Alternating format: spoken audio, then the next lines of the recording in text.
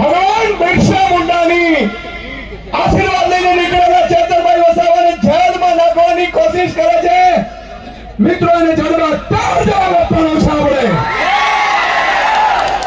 મિત્રો. આજે મને દુઃખ થાય છે કે 18 દિવસના બાળકને જ્યાં ધરતી ઉપર જન્મ લીધો એની ભૂલ શું છે, એનો ગુનો શું છે, એને 18 દિવસમાં શું ગુનો કરી લીધો કે પાપી ભાજપે એ આપણા 18 દિવસના એ આદિવાસી સંતાનને જેલમાં પૂર્યા છે.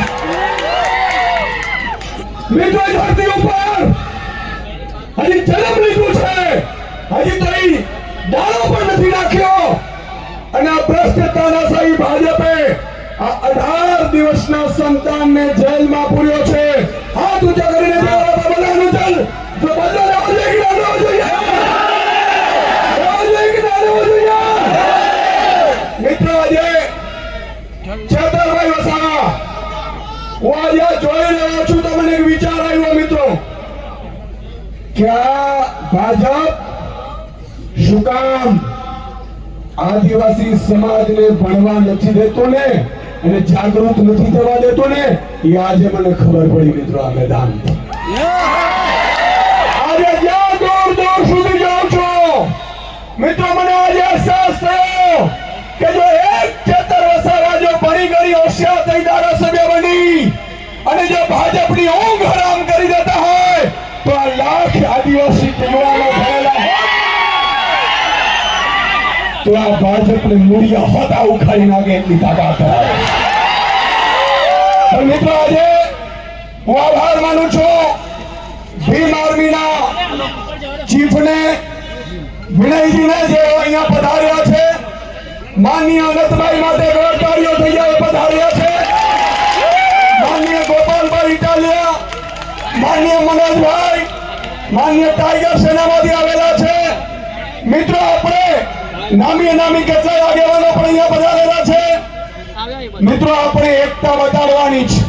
તમે વિચાર કરો, હમણાં અમે ગાડીમાં આવતા હતા ત્યારે ગોપાલભાઈ ને મનોજભાઈએ કીધું કે સુદાનભાઈ હજી તો યુવાના પીઠા ગ્રાઉન્ડમાં ભેગા થયા અને બાળકને જામીન આપવા ભાજપે નામવું પડ્યું. તમે કલ્પના કરો આપણી એકતાની તાકાત. હું ગઈકાલે વર્ષાબેનને મળ્યો હતો, અમે ઘરે બેઠા હતા.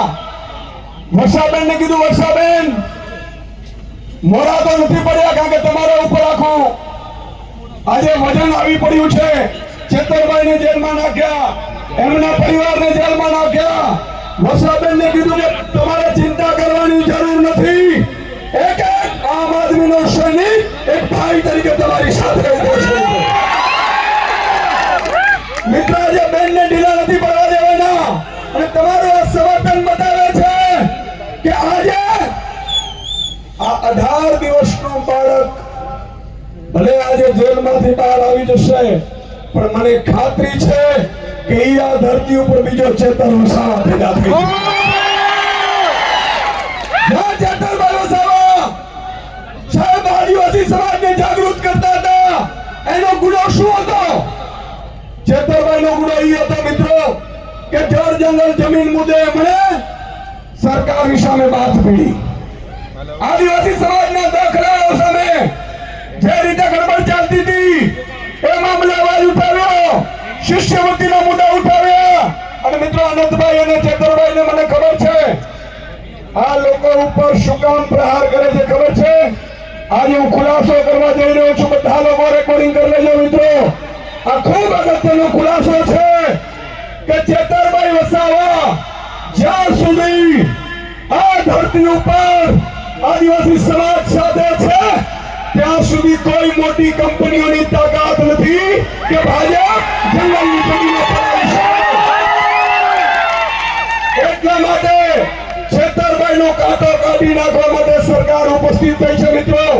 એને ખબર છે મોટી મોટી કંપનીઓ જેમ તમે જુઓ છત્તીસગઢમાં મોટી મોટી કંપનીઓ આવી ગઈ જંગલોમાં.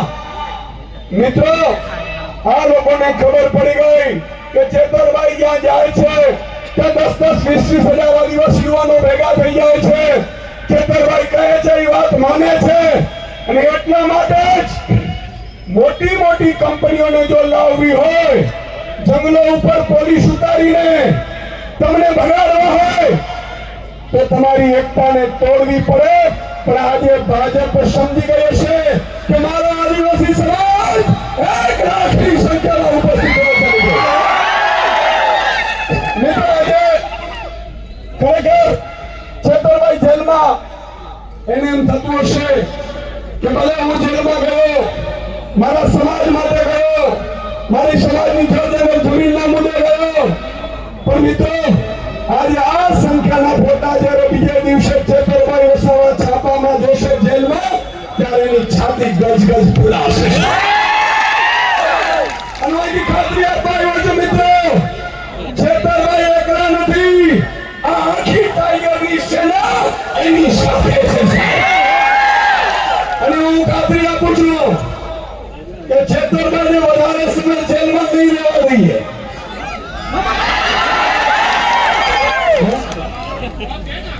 ચેતરભાઈને વધારે સમય જેલમાં નહીં રહેવા દઈએ. મિત્ર તમે જોયું હશે આજે ડ્રગ્સ પેડલો એટલો ડ્રગ્સ વેચે છે, કોઈની સજા નથી થઈ. બળાત્કારીઓ, હત્યાઓ. મને કાલે જ કેટલા આગેવાનો કહેતા હતા, મને કે સાહેબ ભાજપના એક નેતા તો વનકર્મીને બેઠે બેઠે મારેલ છે, છતાં એના ઉપર સજા નથી દેવા. સાચી છે મિત્રો? કારણ કે ચેતર વસાવા તમારો અવાજ બને છે, તમારી સાથે ઉભો રહે છે, એટલા માટે એને દબાવવામાં આવે છે. બોલો, એમની સાથે છો તમે? એમની સાથે છો? પણ આટલો હું ખાતરી આપું છું કે છેક સુધી સુદાનભાઈ ગઢવી હોય, ગોપાલ ઇટાલી હોય, યુવરાજસિંહ હોય, મનોજ સોરઠિયા હોય, કાર ટીમ હોય, છેલ્લા શ્વાસ સુધી અમે તમારી સાથે છીએ.